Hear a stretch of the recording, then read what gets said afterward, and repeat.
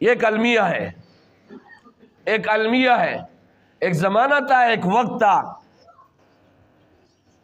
جب مسلمان کے بچے دنیا میں آتے 16 پارے ان کو یاد ہے، دنیا میں آنے کے ساتھ ہی 16 پارے قرآن مجید یاد ہے۔ آج دنیا میں بچے آ رہے ہیں، ان کا رونا بند نہیں ہوتا ہے، اور پریشانی کے عالم میں ڈاکٹر حضرات کبھی جو ہے پیٹ کا علاج، کبھی کان کا علاج، کبھی کس جگہ کا، بچے کا رونا بند نہیں ہو رہا ہے۔ پوچھا گیا جناب والا محترمہ، جب آپ امید سے ہوئی آپ کا کیا عمل تھا؟ خاتون بتاتی ہے کہ سارا دن میں گانے سنتی تھی، ڈاکٹروں نے ہینڈ فری لی، بچے کے کان میں لگائی، بچے کا رونا بند۔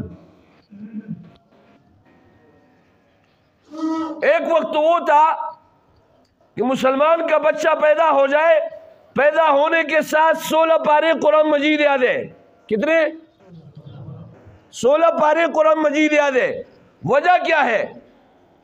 ہمہ وقت اس کی والدہ قرآن مجید پڑھ رہی ہے، قرآن مجید پڑھ رہی ہے، اور اس وجہ سے اللہ رب العزت نے اس بچے کے ذہن میں وہ قرآن مجید ڈال دیا ہے۔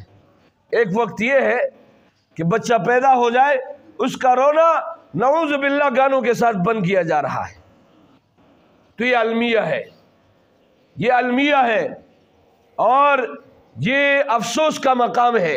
اور پھر ہم کہتے ہیں جناب والا آج ہمارے ساتھ یہ کیا ہو رہا ہے؟ حدیث میں آتے ہیں امالکم اعمالکم، کہتے ہیں تمہارے اوپر جو مسلط ہوتے ہیں تمہارے اعمال ہوتے ہیں۔